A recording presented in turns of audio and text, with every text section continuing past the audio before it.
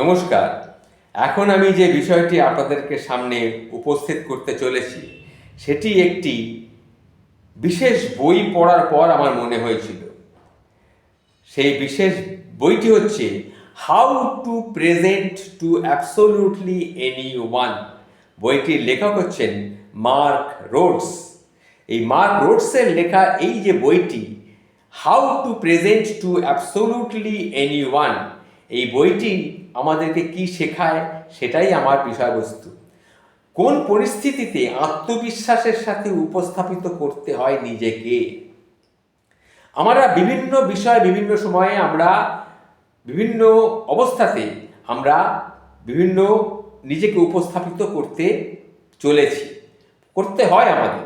যেরকম ধরুন, আপনি কোনো চাকরির ইন্টারভিউতে গেছেন, আপনাকে নিজেকে উপস্থাপিত করতে হবে অন্য লোকের সামনে। ব্যবসায়িক প্রেজেন্টেশন, যদি ব্যবসার সম্বন্ধে কোনো কিছু প্রেজেন্ট করতে হয়, বোঝাতে হয় যে আপনার ব্যবসাটা কি, সেখানেও আপনাকে উপস্থাপিত করতে হতে হবে। এছাড়া ক্লাসরুমে ধরুন আপনি লেকচার দিচ্ছেন কিংবা কোনো বড় একটা অনুষ্ঠানে কোনো বক্তব্য রাখছেন, তাহলে সব ক্ষেত্রেই স্পষ্ট, আত্মবিশ্বাসী এবং প্রভাবশালী উপস্থাপনা আপনাকে করতে হবে নিজেকে, তবেই আপনি এগিয়ে রাখতে পারবেন। একজন ভালো বক্তা শুধু তথ্য দেয় না, সে শ্রোতাদের মনে একটা জায়গাও কিন্তু করে নেয়, তাদের অনুপ্রাণিত করে এবং নিজের বার্তাটাকে সফলভাবে সে সবার মধ্যে পৌঁছে দিতে পারে। যদি সে ভালো বক্তা হয়, তার মধ্যে জ্ঞানও কিছু থাকা দরকার, নাহলে সে বক্তব্যটা রাখবে কি করে। তাহলে এই বিষয়ে এই যে মার্কসের লেখা how to present two absolutely any one, এর মধ্যে যে 10টি মূল শিক্ষা রয়েছে যা একজন বক্তার জন্যে পথপ্রদর্শক হতে পারে, সেইগুলি আমি এখন আপনাদের সামনে তুলে ধরার চেষ্টা করছি। কারণ আমিও তো কিছু বলি, যদিও আমি বড় বক্তা নই, ভালো বক্তা নই, চেষ্টা করি সেই শিক্ষাগুলো বিশদভাবে আপনাদের সামনে তুলে ধরার চেষ্টা করছি। আপনার শ্রোতাদের বুঝুন, অর্থাৎ যারা আপনাকে শুনছে তাদেরকে কিন্তু আপনাকে বুঝতে হবে। যে কোনো উপস্থাপনায় সফলতার প্রথম ধাপ হলো শ্রোতাদেরকে জানা। তাদের চাহিদাকে জানতে হবে, তাদের আগ্রহকে বুঝতে হবে, তাদের প্রত্যাশা কি সেটাও কিন্তু আপনাকে জানতে হবে।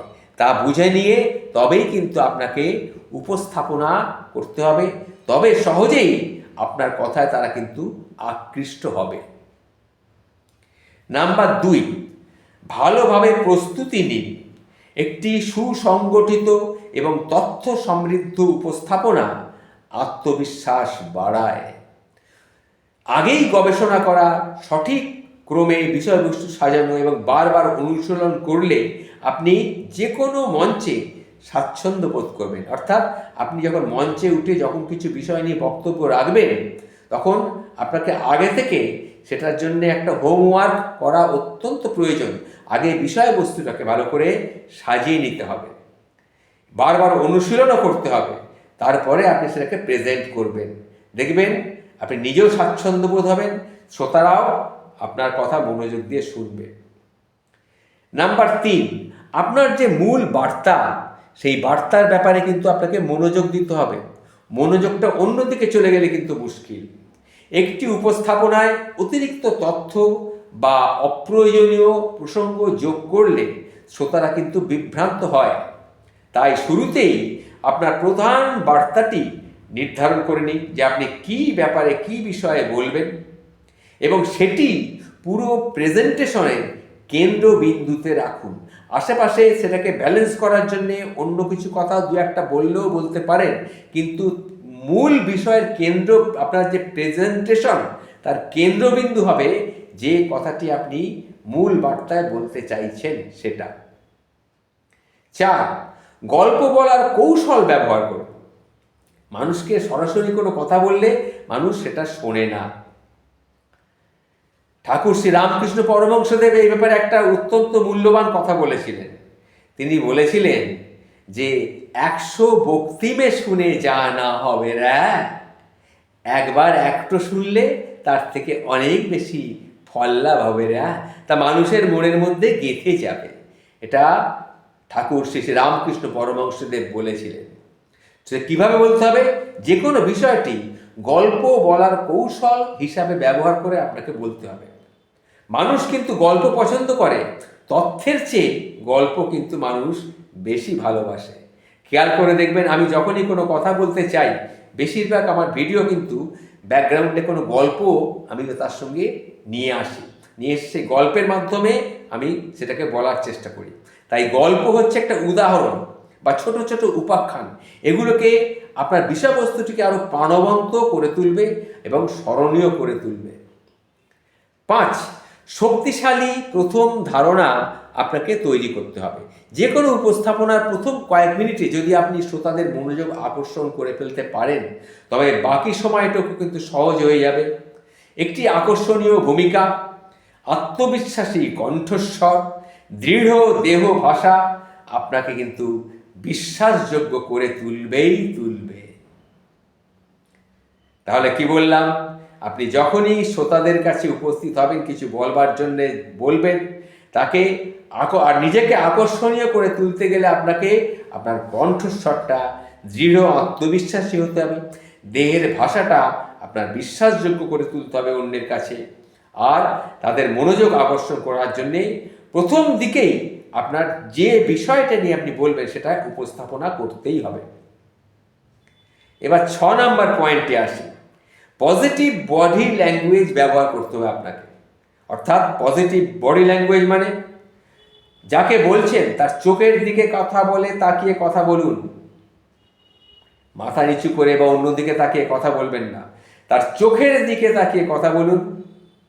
খোলা অঙ্গভঙ্গি এবং প্রাণবন্ত কণ্ঠস্বর আপনার উপস্থাপনাকে আরও আকর্ষণীয় করে তুলবে এবং শ্রোতাদের মনোযোগ ধরে রাখতে সাহায্য করবে।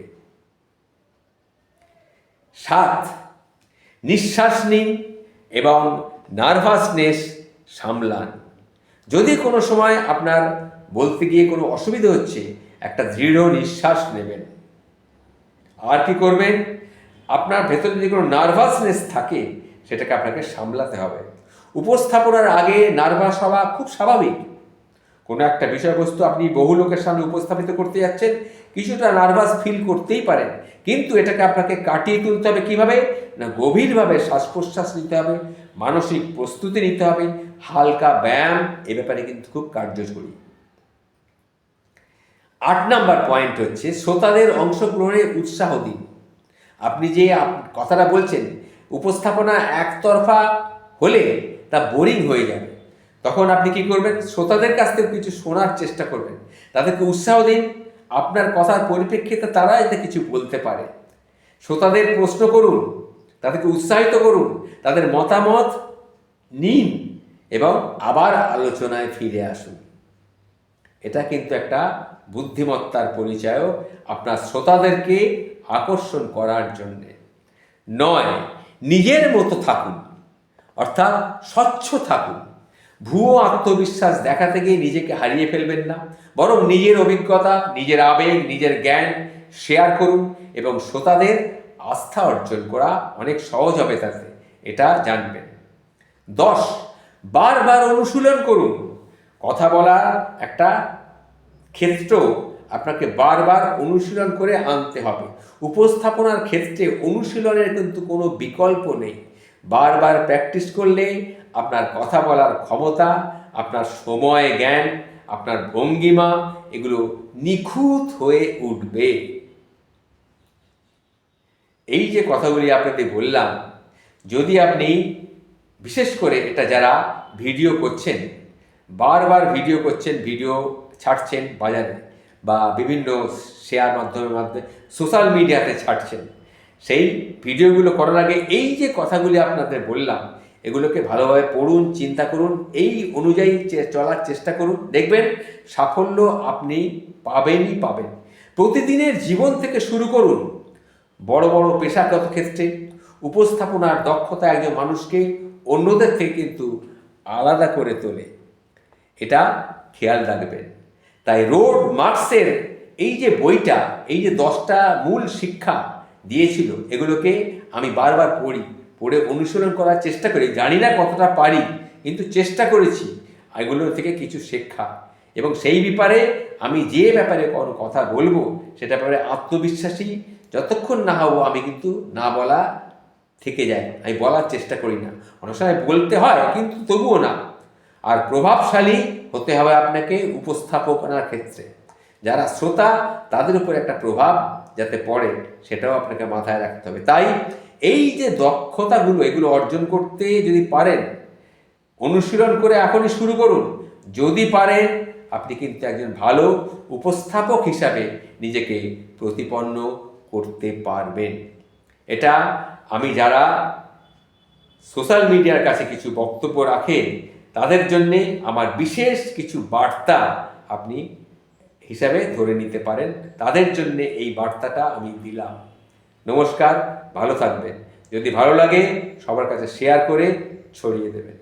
নমস্কার।